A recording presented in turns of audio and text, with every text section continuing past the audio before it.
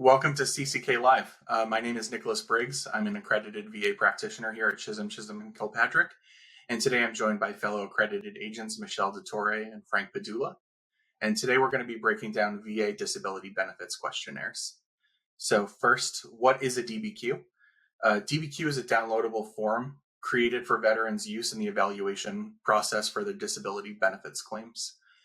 DBQs are intended to speed up the processing of the claims by having a single standardized process through which medical practitioners can provide evidence in support of a veteran's claim. And it's designed to give a veteran more control over their disability claims process by allowing them an easier way that they can bring their own practitioners into the process. And again, these forms were created by VA to answer specific questions about important aspects of their disability, including symptoms, severity, possible causes, and relationships to other disabilities.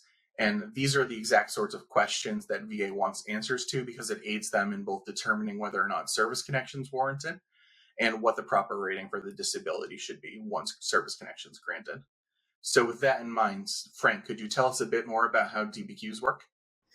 Yes. So at first, it's really important to stress that while veterans they're able to access these forms, they are not permitted to fill out these forms themselves. Instead, veterans have the option of visiting a private healthcare provider or even a VA healthcare provider who could complete the evaluation on their behalf. And again, it's really important to note that veterans cannot fill out the DBQ form on their own, but when having a private healthcare provider fill out the DBQ form, it's also important for veterans to do the following. So first, you can access the form online and download it. Second, you can bring that form to your provider and have your private doctor or healthcare provider complete that form on your behalf. Third, you want to review the findings of the form and save a copy for your own records as well. And then fourth, you want to submit that form to VA in support of a claim or an appeal. The forms they're streamlined and they use check boxes and standardized language so that the disability evaluation can be made quickly and correctly. And specifically, the healthcare providers can simply just check a box next to descriptions that most accurately depict the disability in question.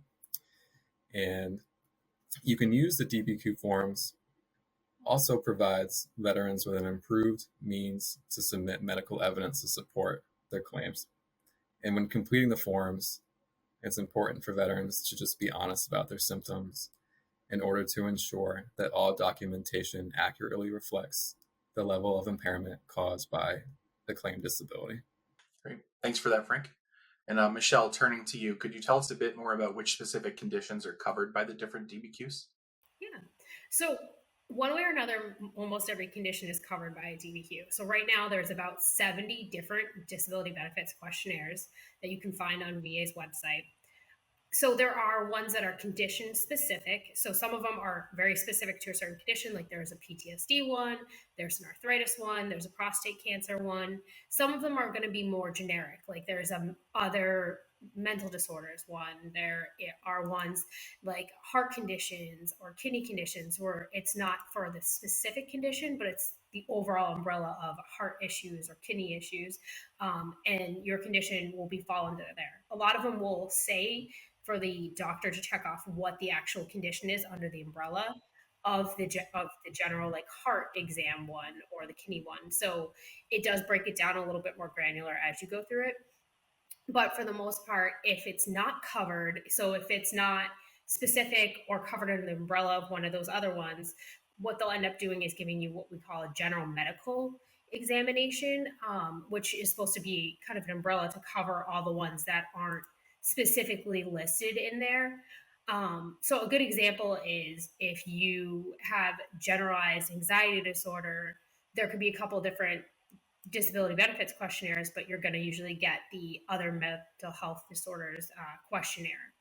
There are a lot on there. So, when you are going to bring one to your doctor, you want to make sure that you're using the correct one because you don't want to give VA any opportunity to discredit what you're giving because it's not filled out for the correct condition. So that's just something to be mindful of.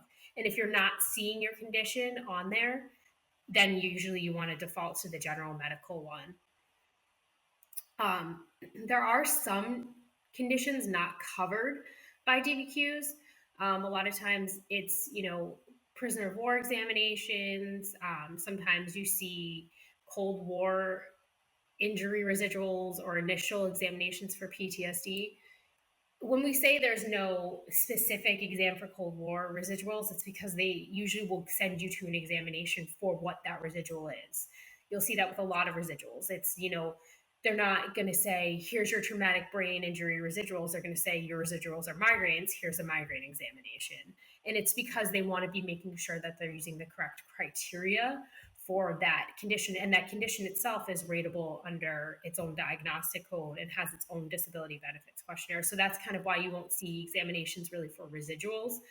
It's usually then goes condition specific, like diabetes. A common residual is peripheral neuropathy, and that has its own disability benefits questionnaire that is completed. So a lot of times, just because you're not seeing it on there, doesn't mean that it doesn't exist. It's just it gets done a little differently in some of the VA forms.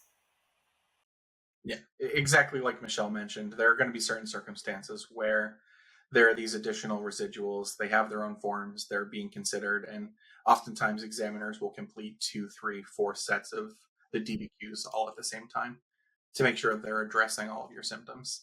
That's why it's important to just be upfront and report everything. That way they can use the appropriate forms as needed. With that in mind, generally speaking, we've gotten a sense over the years of how frequently requested some of these DBQs are, and they tend to be in line with how common some of the service-connected disabilities that many veterans experience.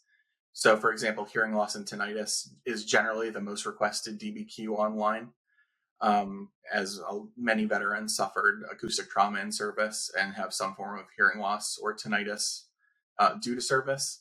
But some other common DBQs are for back disabilities, knee and lower leg disabilities, and then, like Michelle mentioned, mental disorders, and all of the different DBQs that fall under that umbrella.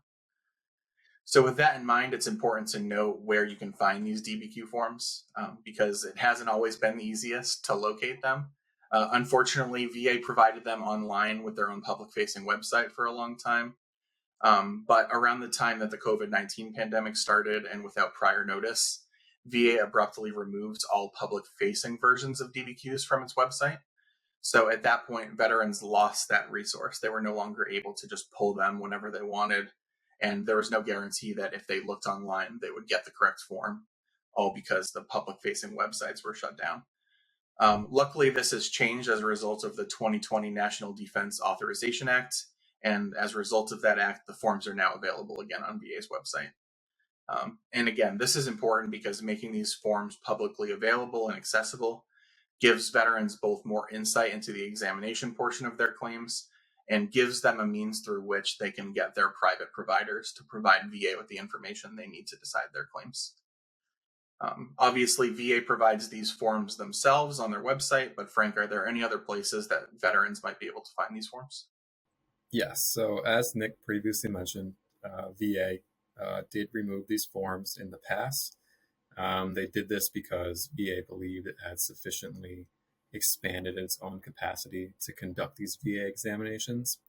But CCK has and will continue to provide the DBQ forms for veterans to access on our own website, and the link to those can be found in this video. Great. Thanks for that, Frank. So we've covered most of the basics of DBQ forms and sort of how they work and what veterans should do and not do when they're trying to get them completed. Do either of you have any additional closing thoughts or remarks that you'd like to make? Reminders, things like that? I think it's important to ensure that the whole form is filled out correctly, meaning some personal identifying details, signatures and dates. There's a couple of different spots for those, so I would just make sure to take a look at those. And again, make sure that they're all filled out correctly before you submit it to VA.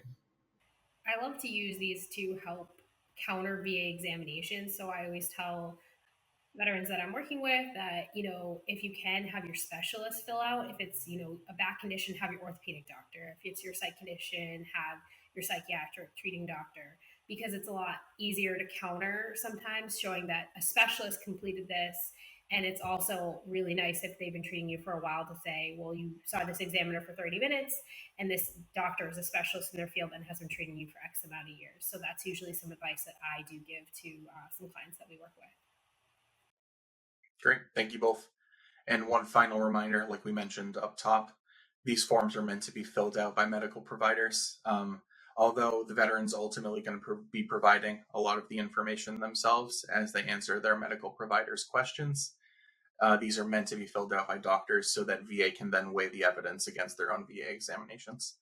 So that's something to keep in mind, and that's why it's also extra important to do, like Frank mentioned, and make sure that the doctor's clearly signing the forms, providing their name, providing any identifying information that you need. That way VA can rely on it without needing to seek clarification. So with all that in mind, and like Frank mentioned again, we provide all of these DBQs on our website. So we'd like to thank you for joining us, and be sure to subscribe to our channel and check out our other videos.